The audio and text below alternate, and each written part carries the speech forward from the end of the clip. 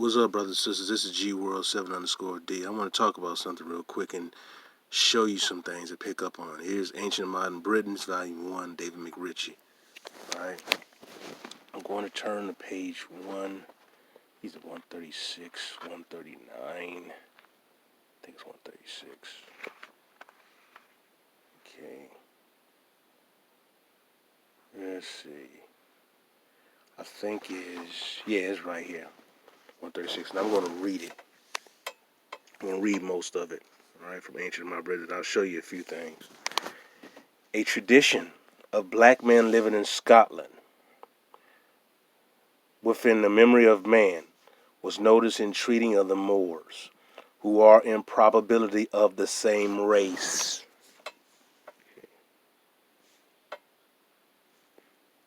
Okay, let me get it focused. A tradition of a black man living in Scotland within the memory of man was noticed in treating of the Moors, who are in all probability of the same race, substantially, as the other black Europeans, under whatever name. A counterpart to Black Morrow of Galloway is to be seen in a traditional black knight, who is said to have lived near Ashton under Lyne, holding the people in vestiges and in using them with great severity. This legendary blackamoor must antedate the Galloway ruffian, for the latter evidently belongs to a period when he and his race were almost wholly subdued, and only able to commit their outrages under cover of night, whereas the former was distinctly the lord of the manor. There is a hint of another Scotch lord of this sort, who is presumably of the same race as him as him of Lancashire, but as in his case the complexion is not specified, he need not be more than alluded to in this place. In one of the notes of Ivanhoe, Sir Walter Scott adduces an instance which indicates the existence in our islands of a considerable black population within historical and comparatively recent times. The critics had been objecting to the complexion of the slaves of Brian de Bois Guilbert as being totally out of costume and propriety. This objection he meets by citing an instance in romance, which shows that not only were there black people in England during the Dark Ages, dark in double sense, but also that they constituted, or at least formed a recognized part of, the class of wandering minstrels and mountebanks. The case in point is this: John of Rampany, an excellent juggler and minstrel, undertook to effect the escape of Aldulf de Bracy by presenting himself in disguise at the court of King, where he was confined. For this purpose, he stained his hair and his whole body entirely as black as jet, so that nothing was white but his teeth, and succeeded in imposing himself on the king as an Ethiopian minstrel. He effected, by stratagem, the escape of the prisoner. Negroes, therefore, must have been known in England in the Dark Ages. Go on. Now, this instance in romance or history not only fully corroborates what has already been said with regards to the presence of black people, but it also agrees with several other word witnesses. For example, the Gaelic dub Dolco, or black word, which means a bad expression, has other varieties of meanings. It signifies as well a dark saying, a riddle, or puzzle, a parable, and dub chilas is a feat in legerdemain, or in black art. And magic and necromancy is black art, all of which things are connected with strolling jugglers and charlatans. To the same people must belong a dance once known as Black Almain, which is perhaps nothing else than the Morse dance, and it was possibly danced amid the din of the black salt or black sanctus, which Wright, in his dictionary of provincial phrases, defines as any confused or hideous noise, and of which Halliwell says that it is a kind of burlesque hymn performed with all kinds of discordant and strange noise. But all this tends to bring to mind a race of people of whom something has already been said. It will be remembered that Mac of Bombay became entitled to bear the Moor's head in his arms because he had slain a gypsy chief who was ravaging the south of Scotland, and also that the Gaelic name for a gypsy was seen to be only another form of the name of wild savage whom Diarmaid killed. Father the Savage and the Galloway Gypsy and the Irish rebels, described by Derrick, are all the Cutrats, or men with plaited hair,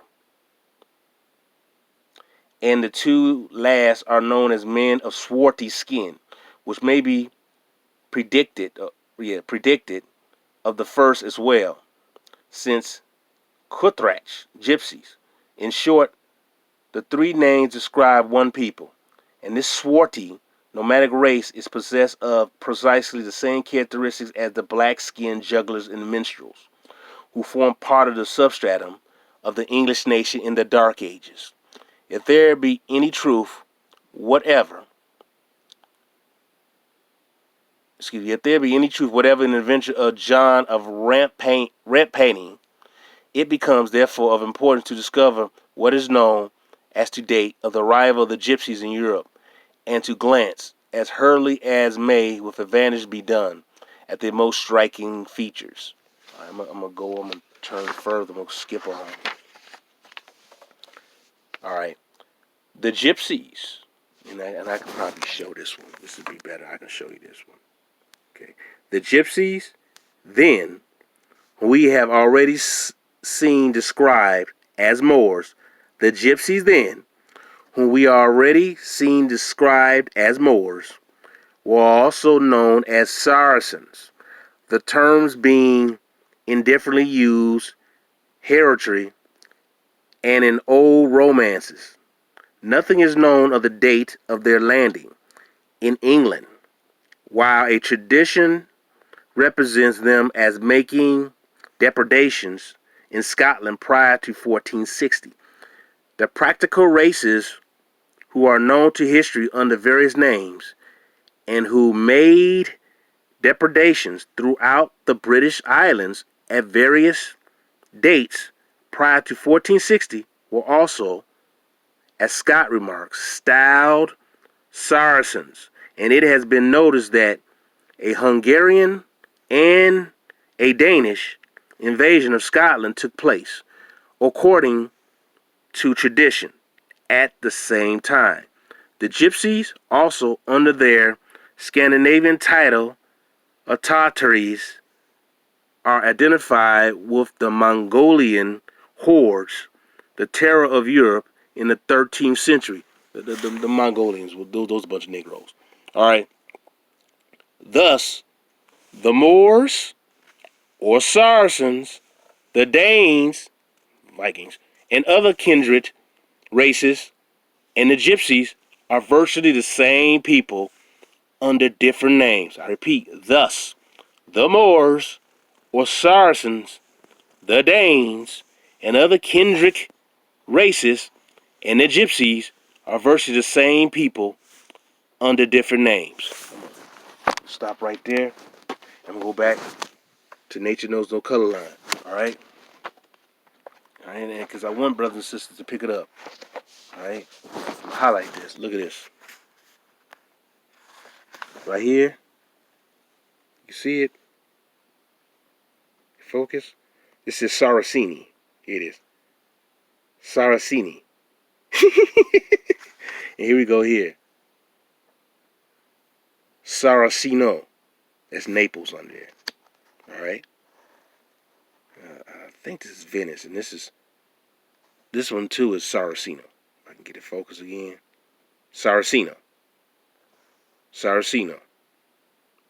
Saraceno. Saraceno.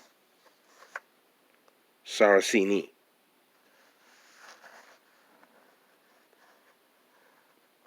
Alright? This is in Nature Known No Color Line. I talked about this book before when I had some clown, goofball, white devil or some damn Negro came on here claiming that these are just some damn Africans. No, these are black Europeans. You can tell the difference. Alright? Look at this. Then another idiot said because they wear the headband, they're slaves. Now, in my past video, I showed the people at the castle with the headbands. Now, look at this. I'm just showing you this now. These are your Saracens. So, the Saracens, the Danes, the Moors, the Gypsies were the same damn people interchanged, but they were just a bunch of Negroes, man. That's all they are. That's all they were. A bunch of Negroes, man. A bunch of Negroes. That's what they were, a bunch of Negroes, man. And so, but knowing these white folks, you just a slave. All right, and since I'm really at this book, I want to show you again. I want to show you this picture again because you need to see. Here's your origin of your Catholic Church right here.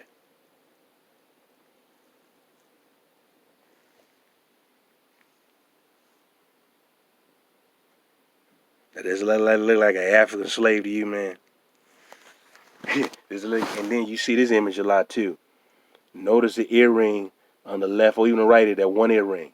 You seen blacks in America wear that. You see Negroes in Africa wear that. There was a similarity. There was always a similarity. But when you listen to these stupid clown-ass white historians, you just a slave from Africa.